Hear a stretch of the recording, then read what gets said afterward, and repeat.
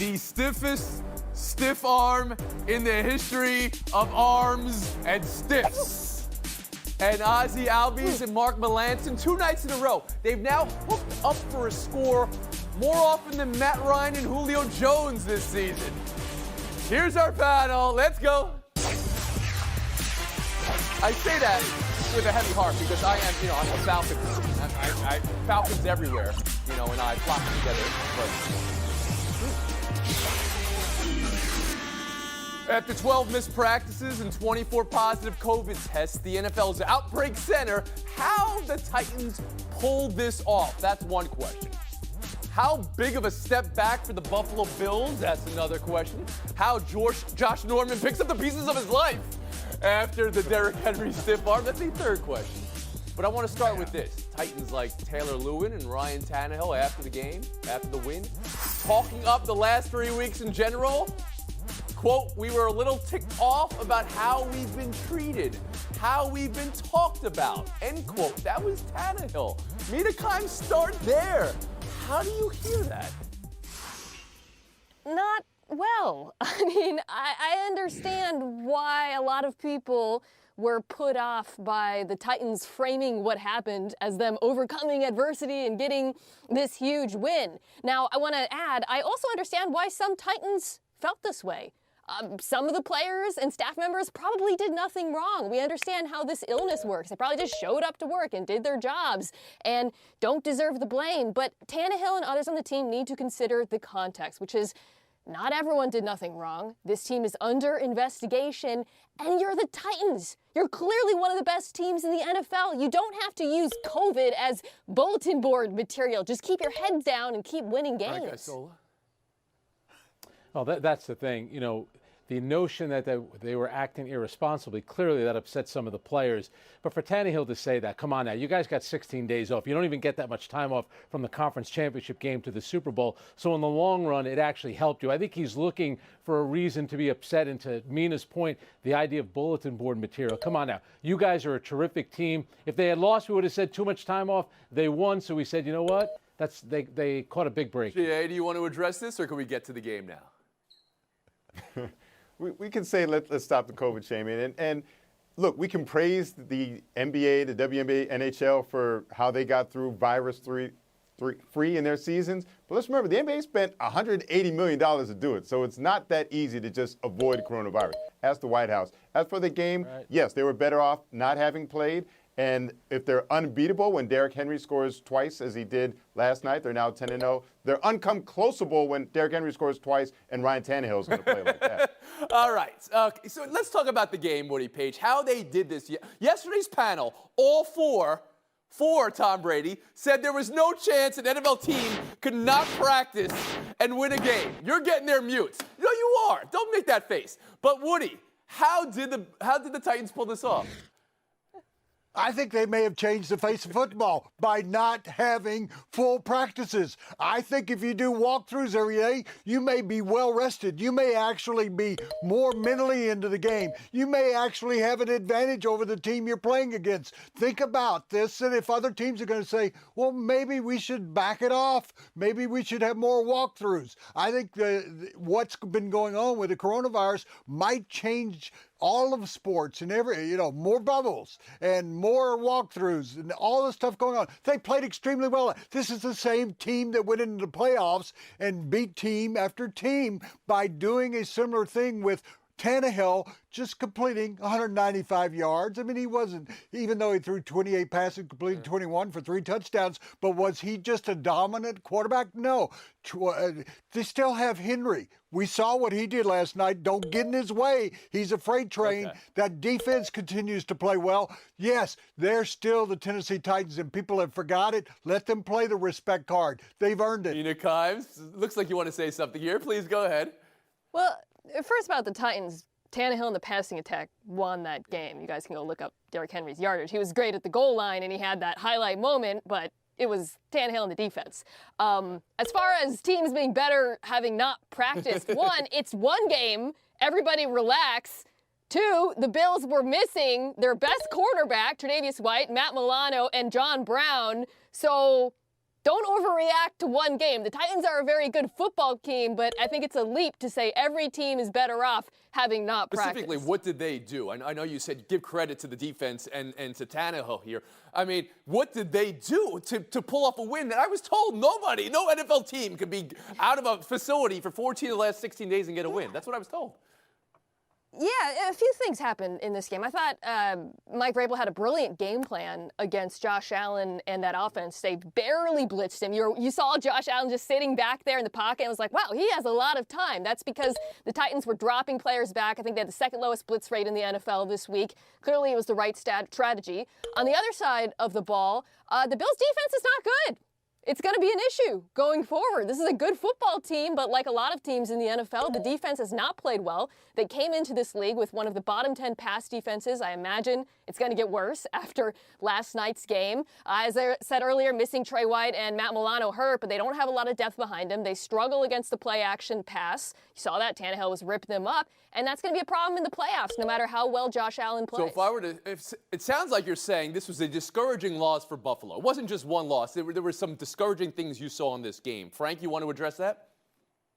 Well, that's the thing. There's a difference between not practicing and laying on the couch for 2 weeks. Woody's making it seem like they weren't. I mean, this is a team that went on the road last year, won at New Orleans, they won at they won at New England, and then they won at Baltimore and made it to a conference championship game. So it's a good team and it's a well-coached team. Let's remember, last night, Buffalo had a ton of turnovers.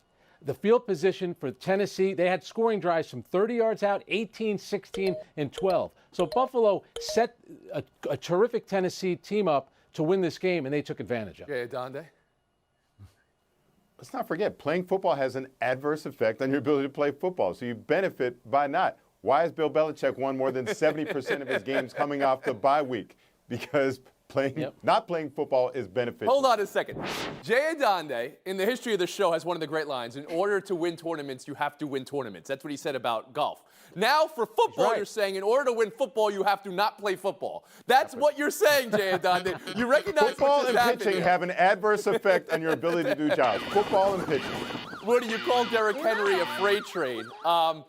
The stiff arm has to be the highlight of the season so far. Does anybody give Josh Norman credit for getting up and not just being buried afterwards? Woody, you can address this.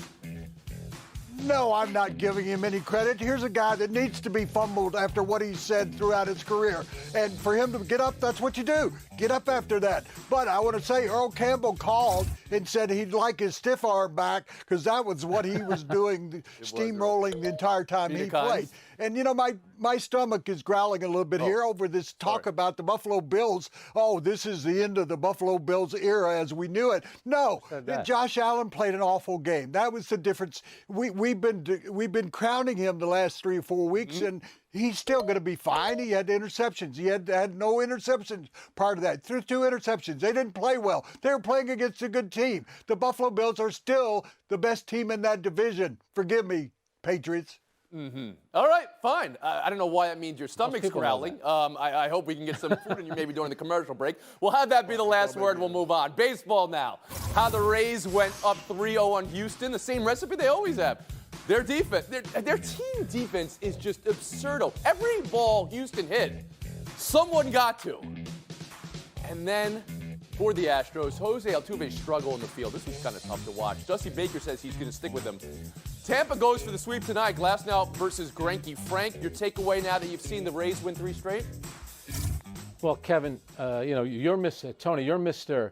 Yankee, okay? And you're always talking about offense. How do you win games? You catch the ball, you pitch the ball. And that's what Tampa does. And then if you look at that 6th inning where they scored the 5 runs, it's because of 2 hit-by-pitches and the Altuve era. So Houston isn't doing the little things. What still wins in baseball is pitching and defense. And how about those 2 catches in center field by Kiermaier? Outstanding. And he only played 5 innings because he got hit in the hand. Adonde? Still need to get hits and score runs, though, Frank, right? And Randy Arozarena is doing it as well as anybody right now, hitting .460 in the playoffs with 5 home runs. And so you just have to like what Tampa's doing. And warning for Altuve, this doesn't go away easily. Like, I Googled Chuckkno, and before I could finish it, Chuck Knobloch yips. Like, it doesn't go away. This is not a problem that resolves. The internet will not let you forget. Booty Page? Yeah, people are talking about, well, you got to pitch, you got to catch, you got to do those things, you got to have a manager or something. You got to have a front office that takes the lowest payroll in baseball and actually puts together a team that beats the New York Yankees, Frank, without any problem. It's all, you have to just encompass everything about the Rays. They are better than the Houston Astros. The Houston Astros couldn't beat them if they were cheating. And in regard to what they've been able to accomplish, I think it's fantastic. We're pulling for who's not pulling for the Tampa Bay Rays, given that they've got talent most people have not heard of. Yes, they are Houston, pitching well, particularly that bullpen. They are catching everything. And on the other side, you got Altuve, you can't throw anything. And I don't know why he's still out there. You're about to be out of the series. Make him the designated hitter. You can't throw from that position. Put somebody else at second base. Not only did he make a bad throw, it was a too hard throw. I mean, he didn't get any of that right. You don't want Steve yakety sacks out there at second base. Mina Kimes, would you consider a defensive change for Altuve? This is tough. I think the fact that he didn't have a single throwing error all season suggests that he can turn this around as a vet. Woody's right, they do need his bat. But I also refute the notion that the Rays have been dominant. Like, they've also been lucky. I mean, the Astros have left something like 31 guys on base.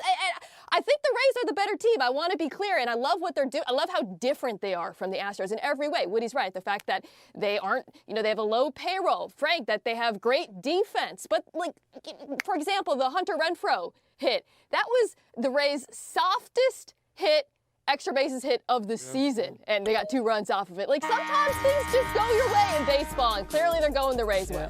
Go ahead, Frank, last word.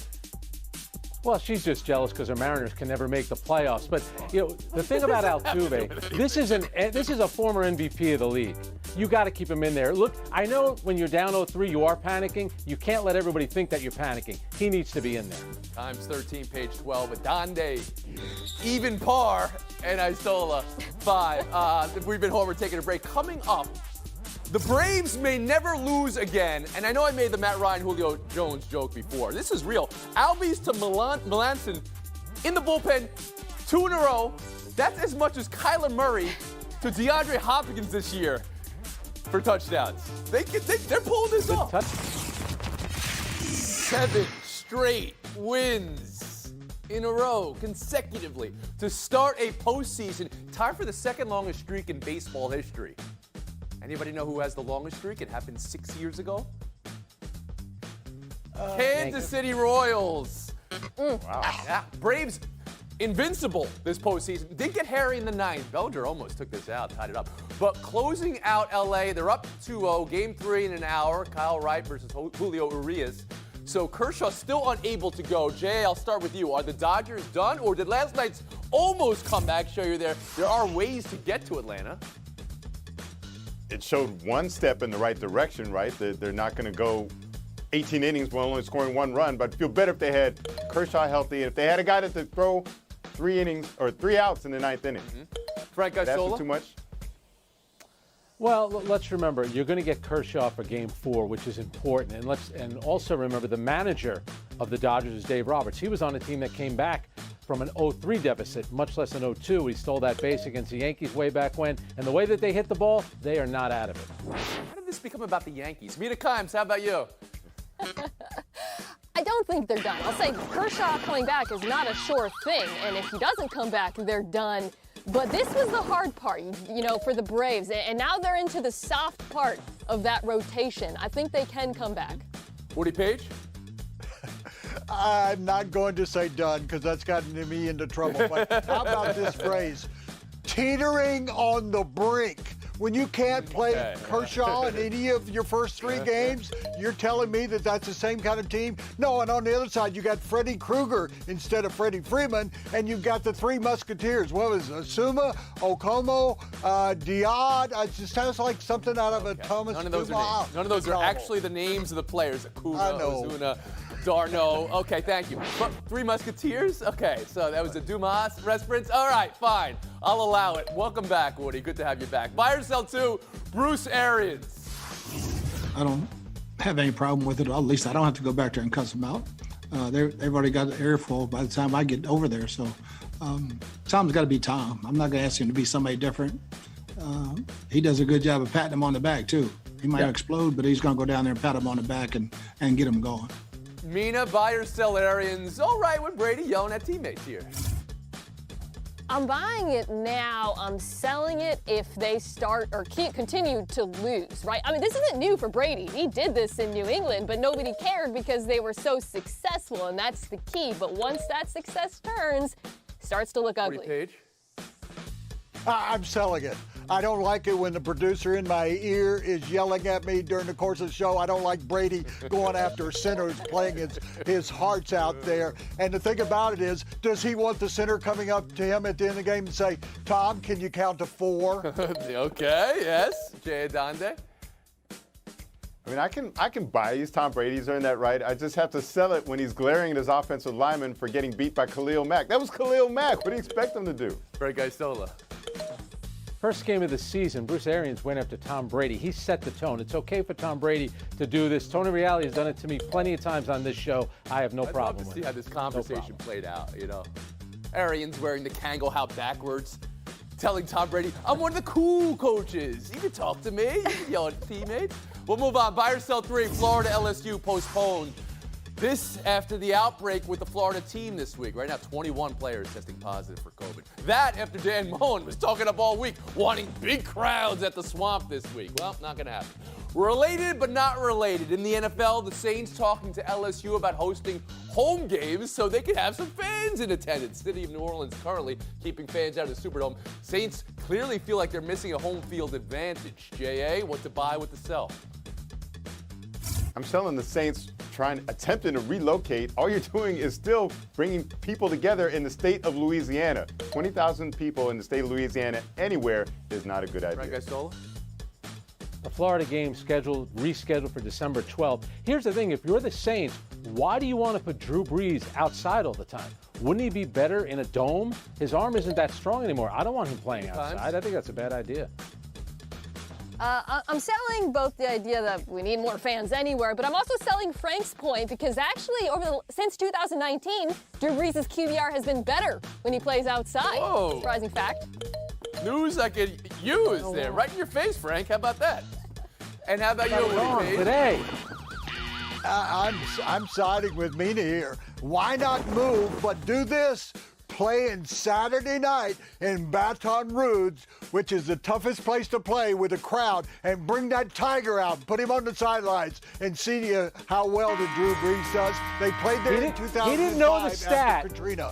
He didn't know the stat, and then he said, I'm siding with Mina. You didn't know that stat. You makes it tell me I was going to say that. Get out of here. Yeah, Donde, Frank, I saw single digits today. Yikes. All right. I hate to see it. Really do. Mina Kimes, Woody Page, showdown next. Mina Kimes, Woody Page, good luck in showdown. Stop me when you've heard this before. Le'Veon Bell available.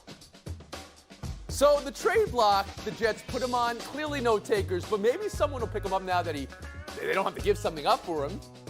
The team that could use Le'Veon Bell most right now. Mina Kimes, first to you.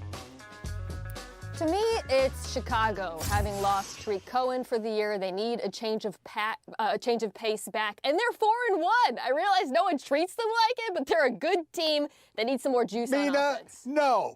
The Arizona Cardinals, his former running back coach in Pittsburgh is the running back coach there, and they're not getting much out of anybody except their quarterback in rushing. Cardinals is a spot. Watch yourself here, Woody Page. Do you know Kenyon Drake is the starting running back in Arizona? You know who the backup is? Chase Edmonds from Fordham University, and they're getting plenty from him. He had a touchdown last week. Point Mina Kimes. I didn't know that. Showdown 2, Mike Tomlin. They're a 4-1 team. We're trying to remain undefeated. We're not looking for that low-hanging fruit or that reality TV storylines and so forth. What he's talking about is Pittsburgh versus Cleveland. Myles Garrett's going to be on the field this weekend for the first time since the Garrett-Mason-Rudolph game last year. Tomlin's saying they're not focused on that. Is that the right strategy, Woody? No, he's got to be totally focused on Myles Garrett. He's got 6 sacks. That's second in the league. You better pay attention to him. You better talk more about high-hanging fruit. Listen, he's talking about the off-the-field stuff, and of course he's right to not engage with that because Pittsburgh, I believe, is going to win this game, so they shouldn't engage with the drama. Miles ahead, Mina Kimes, 30 seconds of FaceTime. Oh, darn it. So, speaking of edge rushers, I wanted to give a tip of the cap to Arizona's Chandler Jones. Just came out that he is out for the season with a biceps injury. And the reason I want to talk about him is this. We don't talk about him enough. He's one of the most underrated players in the NFL. Since he was traded to Arizona in 2016, he has led the league in sacks. It's a shame he's out this season. Once the Cardinals are finally good, hoping he has a quick recovery and comes back strong. That's going to do it, folks. Thanks for coming around. We're on a 23-and-a-half-hour break. Woody Page, oh, darn it.